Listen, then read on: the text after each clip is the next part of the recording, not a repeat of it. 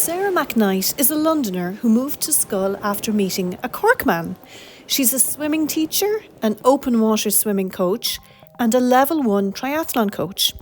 She started her swim teaching career on board cruise ships and from there moved to the Cayman Islands. But every Sunday morning, she takes a group for a swim off the slipway at the Fastnet Marine Centre in Schull. I joined them recently, but before that, I had a good chat with Sarah in the perfect surroundings of the town's Harbour Hotel. So Sarah, we're going to talk about swimming in a few minutes, but first of all, I wanted to ask you about your path to Schull, but in particular your early years in your career, which wasn't swimming at all. It was on board cruise ships. So how did you get involved in those? So after college I had worked. Yeah. I'd worked in leisure centres in the UK. Right. And I had become qualified as a swimming teacher, among other things. And then I'd been travelling in Australia, and then I decided I just wanted to carry on travelling, but see if I could travel and work at the same time. Yeah. And somebody just suggested to me that there was work on cruise ships for personal trainers and fitness instructors. And were you qualified at that stage? And I was qualified also as a personal trainer and fitness instructor. So I applied for the jobs thinking that I probably wouldn't get them. And then got offered a job by Steiner UK, which was the recruiting company for the spas on board the cruise ships. Right.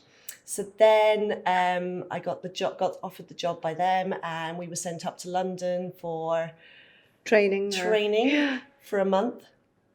And then off I went at the age of 21 to Miami. Wow. And joined this, never having seen a cruise ship before in my life, onto this huge cruise ship. And our contracts were 9 months.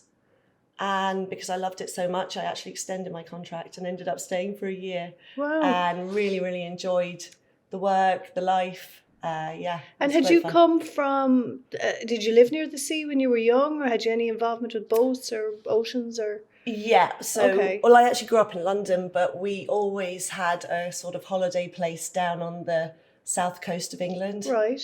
Whereabouts? So down in a place called West Wittering. Oh, where's that near? So near Chichester. Okay. So beautiful part which is of the world. Kind of near Portsmouth. Yeah. So then we, so I used to sail, swim. We were always in and out of the water there, growing up as kids. And so the cruise ship, you really loved that, and you ended up teaching swimming, did you, on the cruise ship? Yeah, so when I got on board, I suggested that possibly that was something else they could offer. And I did start teaching swimming on the ships as well, mainly to adults who just thought it would be a nice thing to do while they were on their cruise. But they might only be on a cruise for about a week. Would they learn much? They would, weekly cruise, actually, and it was more for the fun of it as well. But they certainly would learn a little bit. Yeah, so that's when you got the bug, I suppose, for teaching. Yes. And seeing what it could do for you. Yes. And then you ended up in the Cayman Islands after that, did you? Yeah, so I did 2 years on the cruise ships. And you met your husband there? Met my husband during the World Cruise on the QE2. Cork man. We decided we weren't quite ready to come back to Ireland or to England. So we decided that we'd apply for jobs around the world, and we both found work in the Cayman Islands. Right. So he is a chef and myself as a personal trainer in a gym. Lovely. Nice lifestyle, was it? Fabulous lifestyle. Yeah. Nice weather. Lovely weather. Yeah. For our 20s and into our 30s, fabulous lifestyle. Right. It was when I was there that I really got into the bug of the sea swimming. Yeah.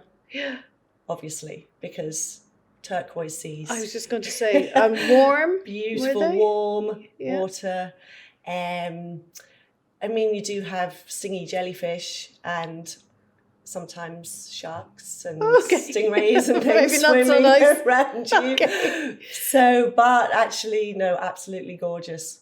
And we were lucky enough while we were there to have extremely good swimming coaches. Right.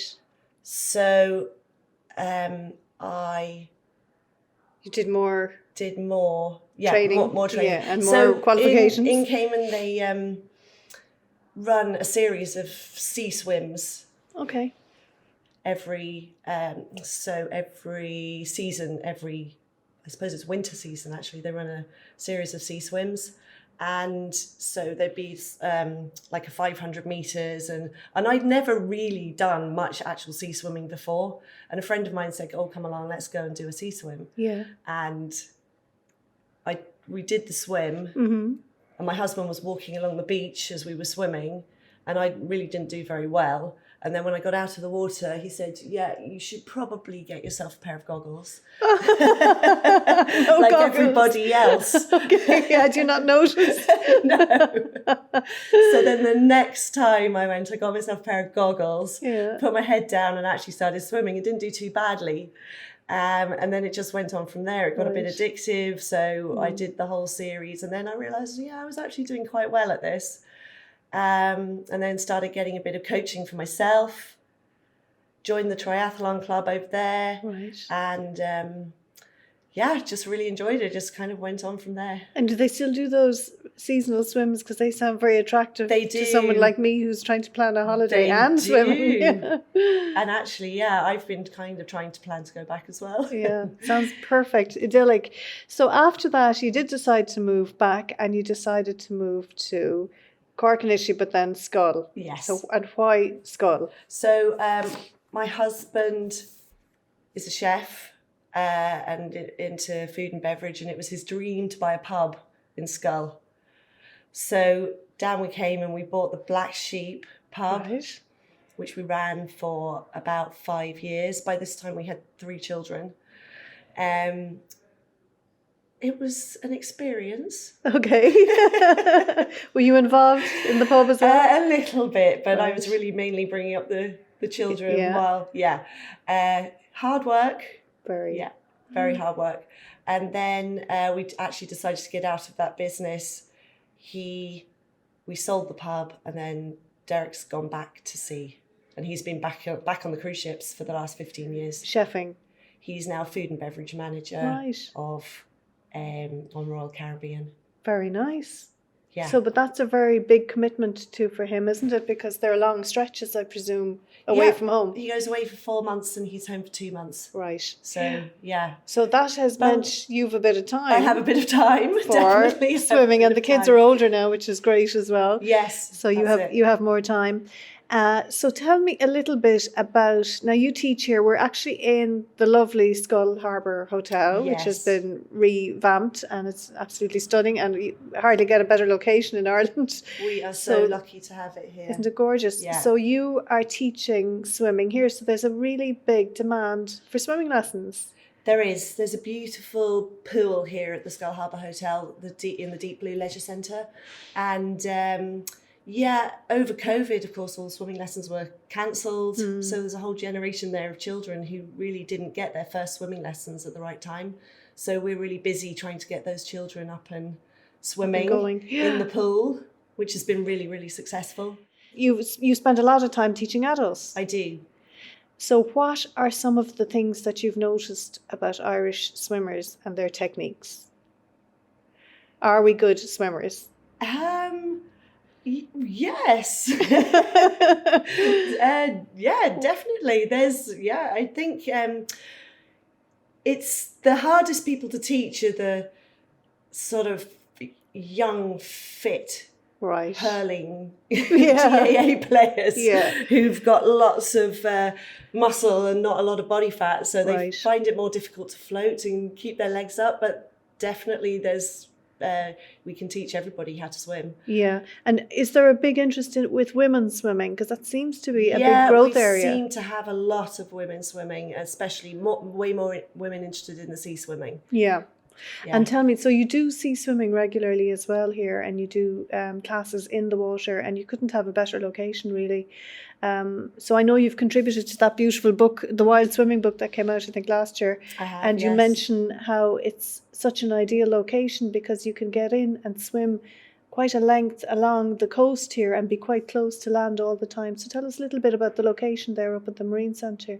Yeah, so we're really lucky to have the Fastnet Outdoor Marine Education Centre up there, with a slipway that just goes straight into the harbour.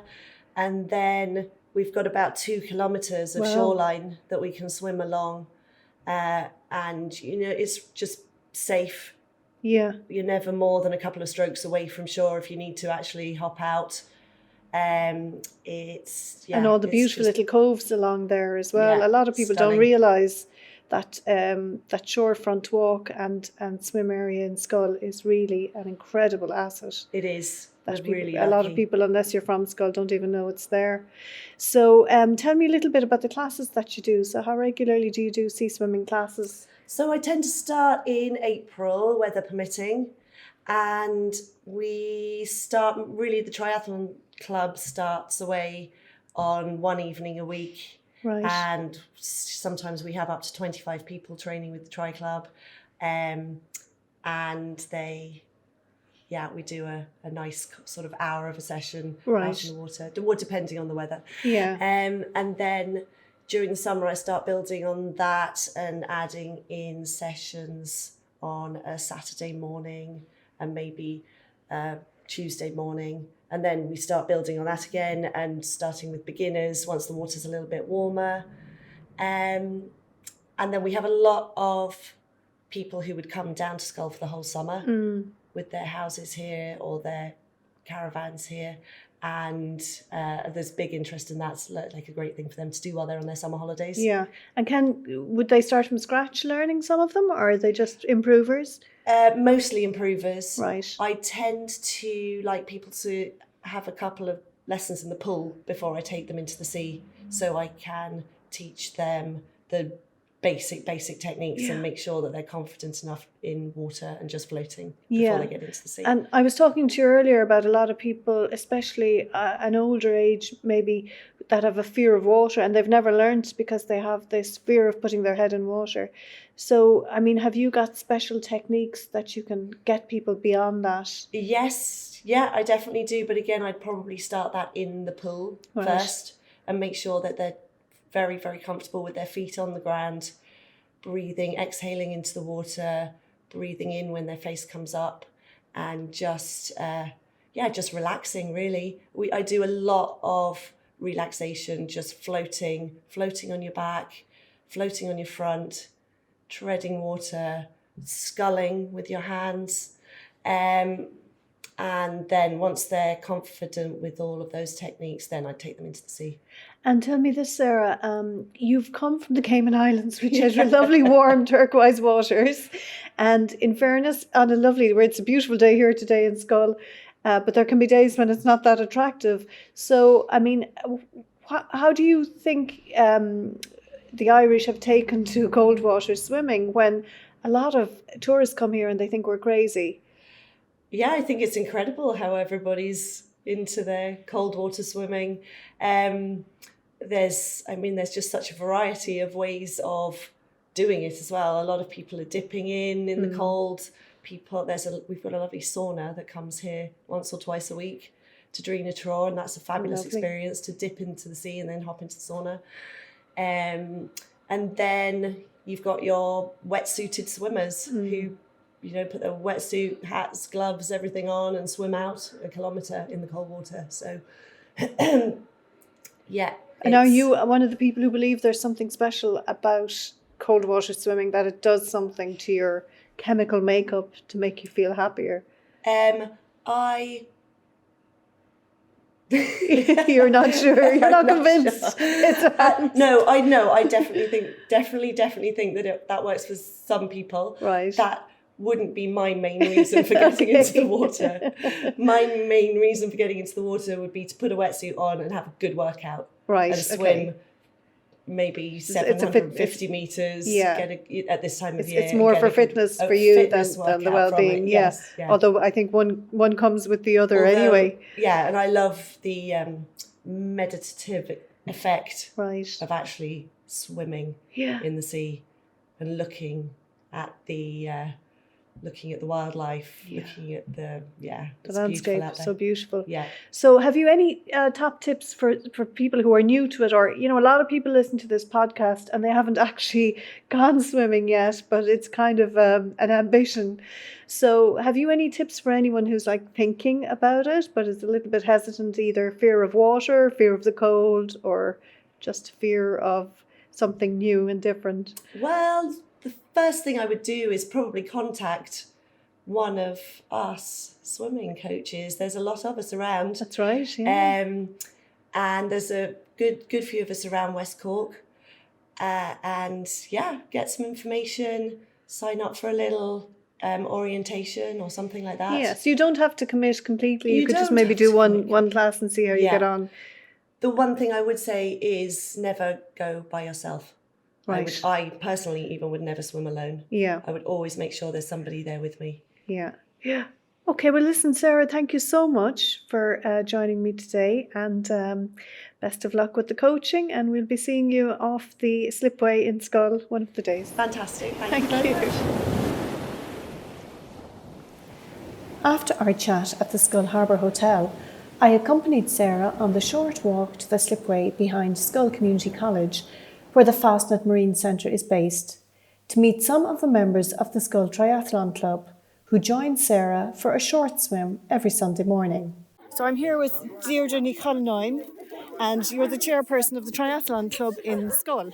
But you also joined this group on Sunday mornings now for your swim. So tell me a little bit about, you have a big anniversary of the triathlon this year? So this year is the 20th anniversary of the Fastnet Centre Fastnet Triathlon, so we're really excited for this. I mean, it's amazing to think that the small beginnings we had 20 years ago, thanks to Sarah McKnight, and to see how it has grown to the size that it is, and here we are 20 years later, ready to celebrate it. It's also a national series event, so we will get some of the top athletes in the country coming down, but it's also really welcoming for the newcomers as well. So it's a triathlon for everyone, so it's brilliant. And when is that on this year then? It's on the 15th of June. Okay. And when can you register, up till when? Registration is already open for it, so you can go onto the Triathlon Ireland website, and there you will find the registration details for the Centre Fastnet Triathlon. Do you want to give us the address of the website? It's Triathlon Ireland. Just go onto the Triathlon Ireland website, and when they have all the entries listed there for their fixtures, and then you just find the Centre Fastnet Triathlon for the 15th of June, and you can register from there. Great. Okay, so we're going to do some swimming now, and for those who are doing swimming as part of the triathlon, they're going to get some practice in this morning. So perfect morning for it, isn't it? Oh my God, it's beautiful. The sky is blue. There's very little wind. The sea looks inviting. But cold. Ask us afterwards. Right, but afterwards we feel so virtuous. So exactly. We'll have to say it's great. We swam for about 350 metres out towards the sea, but along the very safe shoreline and back, so a total of about 700 metres for about 20 minutes. And we met back at the slipway, where there were some very happy, if a little chilly, swimmers gathered. I also had a good chat with triathlete Damien Malone. Anyway, guys. I loved it. Yeah? Oh, did you? Yes. It was fabulous. Really, really nice. Yeah, very cold. Very refreshing. Very cold. Yeah, very cold. What's it, about 8 degrees today, I'd say, is it? I'd say it's about 8, right, yeah, but the air temperature is quite cold, so yeah. By the time you get in, it's getting cold. But we've got a nice bit, about 700 metres, so very happy with that. And no jellyfish? No jellyfish, the water's very clear, so it's lovely, and calm for Schull, so the water is very nice. Small bit rough on the way back. And that was about 700 metres. I think so, 350 out and back. Yeah, so. which is good for winter swimming, for here, it's lovely. Great. Have the coffee and cakes now. And so there I left the happy swimmers of Schull, chatting over tea and some delicious homemade buns, looking out to sea at yet another stunning location for an inspiring swim in this little piece of heaven known as West Cork. Thanks for listening to the Southern Stars from A to C podcast series. This episode was produced and presented by Southern Star editor Siobhán Cronin and edited by me, Dylan Mangan. This was the 11th episode focusing on sea swimming, So if you enjoyed it, be sure to check out our other 10 episodes with people like long distance swimmer Ken O'Shea, 4 of the men behind the iconic Fastnet swim, and the incredible swimming women of Iceland. For stories like this and more, visit southernstar.ie/podcasts, where you can swim through previous episodes, and be sure to pick up a copy of this Thursday's newspaper in shops across West Cork or online via subscribe.southernstar.ie. Please rate, review and subscribe wherever you get your podcasts to make sure you don't miss any future episodes, and we'll be back again very soon. Thanks for listening.